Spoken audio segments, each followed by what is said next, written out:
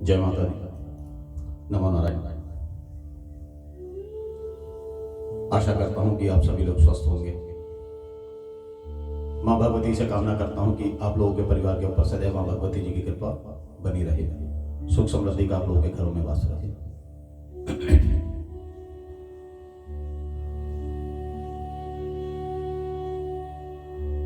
ईश्वर कृपा के साथ साथ समय समय पर अगर संतों की भी कृपा मिलती रहे, आशीर्वाद मिलता रहे, तो इस जीवन को जीने का मजा दोगुना हो जाता है। और जब भगवत कृपा होती है तो संतों का आशीर्वाद प्राप्त होने लगता है। ऐसे ही हमारे संत श्रद्धेय स्वामी रूपेश्वरानंद जी हैं, जिनके मार्गदर्शन में, जिनके सानिध्य में मैंने बहुत से कार्य किए। समय समय पर हमारी त्रुटियों को दूर करते हैं। हमारे श्रद्धेय स्वामी रूपेश्वरानंद जी मंत्र विज्ञान पर बहुत शोध करते हैं, और जहां उन्हें लगता है कि इस मंत्र में से कोई त्रुटि है या पुस्तक में यह मंत्र गलत है, तो उसकी वे वीडियो प्रसारित करते हैं और हम ब्राह्मणों का भी मार्गदर्शन करते हैं। मुझे समय समय पर श्रद्धेय स्वामी रूपेश्वरानंद जी का आशीर्वाद एवं मार्गदर्शन प्राप्त होता रहता है। और आप लोग भी अगर स्वामी जी का मार्गदर्शन, आशीर्वाद प्राप्त करना चाहते हैं, तो आप मेरे हिंदी यूट्यूब चैनल अनंता कृपा के साथ साथ श्रद्धेय स्वामी रूपेश्वरानंद जी के चैनल को सब्सक्राइब करके उनका आशीर्वाद प्राप्त कर सकते हैं।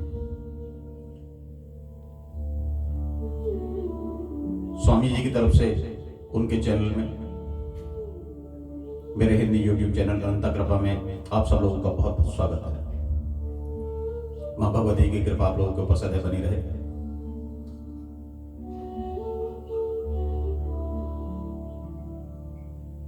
बहुत सी माताएं बहनें ऐसी हैं जो 31 जनवरी को सकट चौथ गणेश व्रत कथा सुनने मंदिर नहीं जा पाएंगी। कुछ शहर से बाहर हो सकते हैं, तो मैंने अपनी तरफ से पूरा प्रयास किया है कि आप लोगों को इस दिक्कत का सामना न करना पड़े। मैं अपने चैनल के माध्यम से सकट चौथ गणेश व्रत की कथा आप लोगों के लिए प्रसारित कर रहा हूं। आप लोग इस कथा का श्रवण करें, गणपति जी का आशीर्वाद प्राप्त करें।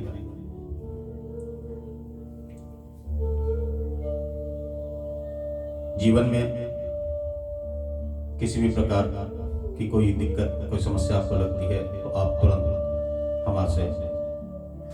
हमारे चैनल से संपर्क कर सकते हैं। मैं पंडित ज्योति स्वरूप शर्मा आपकी सेवा में सदैव तत्पर तैयार हूं सेवा के लिए। हमारी वैदिक ब्राह्मणों की टीम सदैव आप लोगों की सेवा में तैयार रहेगी। ज्योतिष, रुद्राभिषेक, कथा, पूजन कर्म, किसी भी प्रकार का आप कोई कर्म कराना चाहते हैं, वैदिक ब्राह्मणों द्वारा बड़े भव्य तरीके से कार्य को संपन्न किया जाएगा। आइए कथा का श्रवण करते हैं।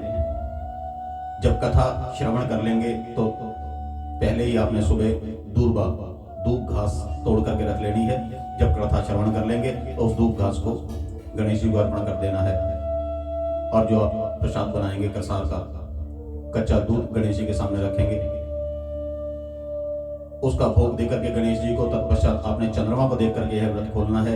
यह व्रत हमारी माताएं बहनें अपने बच्चों की आयु वृद्धि के लिए रखती हैं। मैं माँ भगवती से कामना करता हूँ कि हमारी सभी माताएं बहनों को, उनके बच्चों को दीर्घायु प्रदान करें, सुख समृद्धि प्रदान करें, और आप सब बड़ों का आशीर्वाद हमारे ऊपर भी बना रहे। आइए कथा श्रवण करते हैं। गुरुर्ब्रह्मा गुरुर्विष्णु गुरुर्देवो महेश्वरा, गुरुर्साक्षात् परब्रह्म तस्मै श्री गुरुवे नमः। अखण्डमण्डलाकारं व्याप्तं येन चराचरं तत्पदं दर्शितं येन तस्मै श्री गुरुवे नमः। सर्वमंगलमांगल्ये शिवे सर्वार्थसाधिके शरण्ये त्र्यंबके गौरी नारायणी नमोस्तुते। हं हनुमते नमः। श्री भैरवाय नमः। त्र्यंबकं यजामहे सुगंधिं पुष्टिवर्धनम् उर्वारुकमेव वन्दनान् मृत्योर्मुक्षीयमामृतात्। नमः पार्वती पते हर हर शिव शंकराय नमः। ब्रह्मा विष्णु महेश देवताय नमः। भगवान भोलेनाथ गौरा जी से बोले कि हे गौरे, मैं 12 साल की तपस्या के लिए कैलाश पर जा रहा हूं। गौरा बोली, हे प्रभु, अगर आप 12 साल के लिए तपस्या पर कैलाश पर जाते हैं तो पीछे से हमारा मन कैसे लगेगा। भगवान भोलेनाथ बोले कि गौरा, हम जब तक तपस्या में ध्यानरत रहेंगे तब तक आप इस संसार के कार्य को देखेंगे, आप इस संसार का ध्यान रखेंगी। गौरा जी थोड़ी सी विचलित हुई। बड़े विचलित मन से उन्होंने भगवान भोलेनाथ का तिलक किया और उन्हें तपस्या के लिए विदा किया। भगवान भोलेनाथ 12 वर्ष की तपस्या के लिए प्रस्थान कर गए।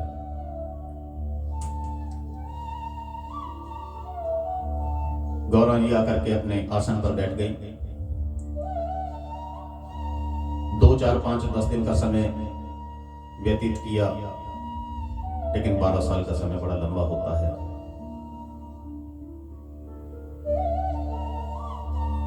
माता गौरा ने एक दिन अपने शरीर पर उपटन लगाया और उस सारे उपटन को उतार करके उसे एक पिंड का रूप दिया और पिंड का रूप देने के बाद उसका एक पुतला बना दिया। उस पुतले को उन्होंने पालने में लिटा दिया। उसका नाम गणपति रख दिया।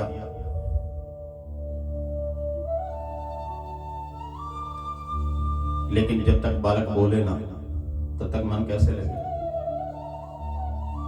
गौरा जी ने सभी देवी देवताओं का आह्वान किया।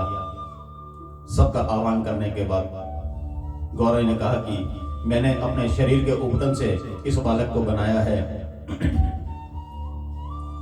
लेकिन जब तक यह बोलेगा नहीं, जब तक यह रोएगा नहीं, तब तक मैं अन्न जल ग्रहण नहीं करूंगी। बड़ी दुविधा खड़ी हो गई। देवताओं ने सोचा कि अगर हम इस बालक में प्राण नहीं डालते तो माँ गौरा प्राणों का परित्याग कर देंगी, और अगर माँ गौरा ने प्राणों का परित्याग कर दिया तो भगवान शंकर के क्रोध से कौन बचाएगा। यह सब भगवान की लीलाएं हैं,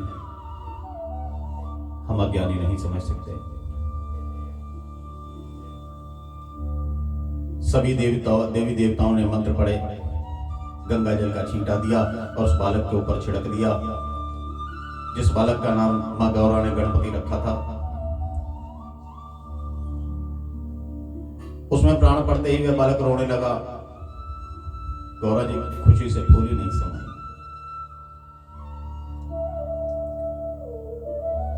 बालक में प्राण देख करके गौरा जी की आंखों से अश्रु बहने लगे, उसे प्यार ने पुचकारने लगी, और इस प्रकार गौरा जी का समय व्यतीत होता चला गया। 12 साल का समय उस बालक के साथ बातचीत करते, खेलते कूदते किस प्रकार व्यतीत हो गया पता ही ना चला। समय की बात 12 साल का पूर्ण हो गए, पता ना चला। प्रभु की लीला देखिए कि उसी दिन भगवान शंकर का आगमन होना था। भगवान भोलेनाथ अपनी तपस्या से वापस आए थे और उसी समय मां गौरा जी अपने स्नान के लिए जा रही थी, तो वह गणपति जी को द्वारपाल के तौर पर नियुक्त करके बाहर खड़ा कर गई। बोली, गणपति, मैं अंदर स्नान ध्यान को जाती हूँ, किसी बाहरी व्यक्ति को बाहर अंदर प्रवेश न करने देना। गणपति जी बाहर पहरेदार नियुक्त हो गए कि अंदर मां स्नान ध्यान करने गई है। भगवान भोलेनाथ आ गए। भगवान भोलेनाथ अंदर जाने लगे तो गणपति जी ने वहीं रोक दिया। उन्होंने बोले, प्रभु ठहर जाइए। बोले तुम कौन? बोले अंदर मेरी माता स्नान कर रही है। भगवान भोलेनाथ को पता ना था, या यूं कहिए कि प्रभु की लीला ही ऐसी थी। भगवान भोलेनाथ अंदर जाने को आतुर थे और गणपति जी उन्हें जाने नहीं देते थे। भगवान शंकर को क्रोध आ गया। उन्होंने तत्काल अपना त्रिशूल निकाला और गणपति जी का शीश उतार दिया और उसे इतने वेग से फेंका कि गणपति जी का शीश जाकर के लंकापुरी में गिरा गया। गणपति जी धड़ के साथ नीचे गिर गए।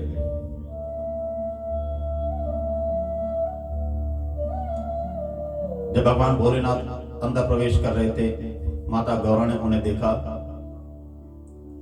प्रथम उन्होंने भगवान भोलेनाथ को प्रणाम किया, चरण स्पर्श किए और बोली, स्वामी, बाहर मैंने गणपति को पहरेदार नियुक्त किया था, आप अंदर किस प्रकार आ गए?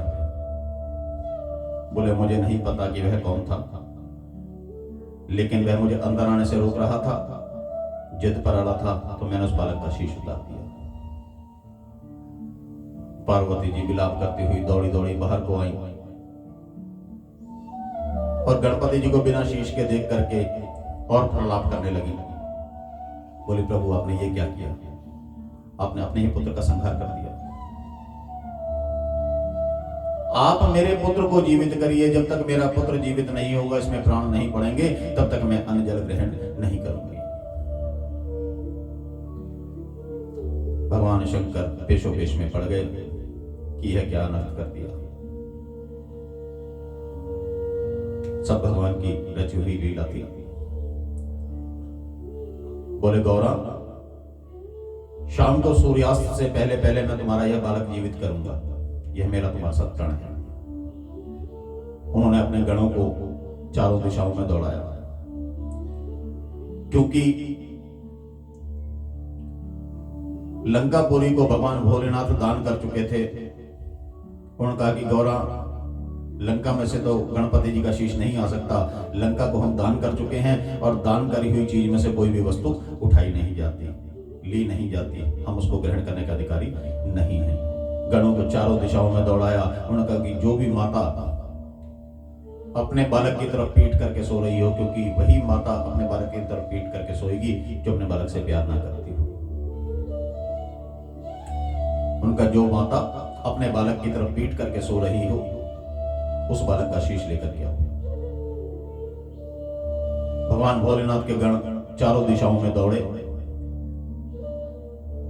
सारा संसार छान मारा, कहीं भी कोई माता ऐसी नहीं मिली जो अपने बालक की तरफ पीट करके सो रही हो।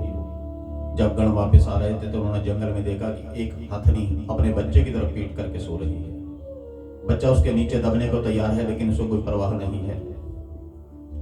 गणों ने तत्काल उस हथनी के बच्चे का शीश उतारा और लाकर के भगवान भोलेनाथ के समक्ष प्रस्तुत कर दिया। भगवान भोलेनाथ ने हाथी के बच्चे का शीश उठाया, गणपति के सिर पर धरा, गणपति के धड़ पर धरा और मंत्र पढ़ करके जब गंगा जल का छींटा दिया तो वह बालक जीवित हो उठा, बोलने लगा, हंसने लगा और मां मां कहते हुए मां गौरा जी से चिपट गया। पार्वती जी बोलेंगी, हे प्रभु, ये कैसी विडंबना है? सूर्यास्त से पहले आपने मेरा बालक तो जीवित कर दिया, लेकिन हाथी का सिर लगने से ना यह पशुओं में रहा, ना यह मनुष्यों में।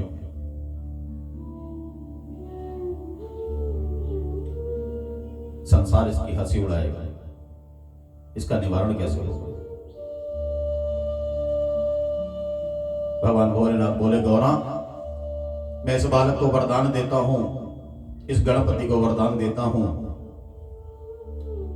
सभी पूजाओं के अंदर आज से यह प्रथम पूज्य होगा। किसी भी प्रकार की कोई भी पूजा होगी, चाहे वह देव पूजा हो या पितृ पूजा हो, जब तक गणपति जी का ध्यान नहीं किया जाएगा वह पूजा संपन्न नहीं होगी। इतना वरदान दिया। मां गौरा भी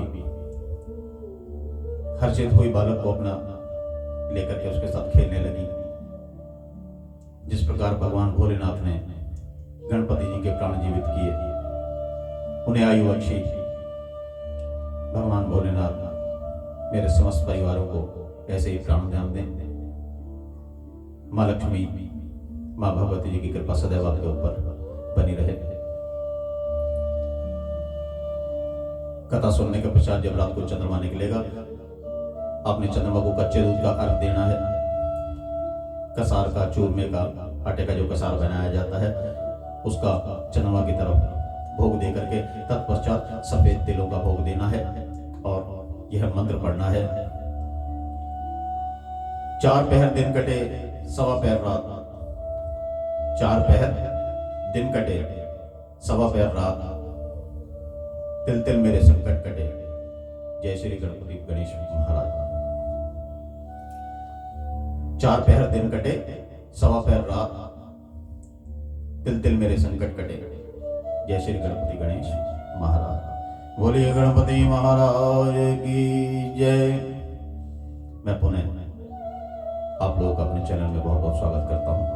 आप लोगों के ऊपर माँ भगवती जी की, गणपति जी की कृपा सदैव बनी रहे, यही मेरी माँ भगवती जी से कामना है। जय माता दी। नमो नारायण।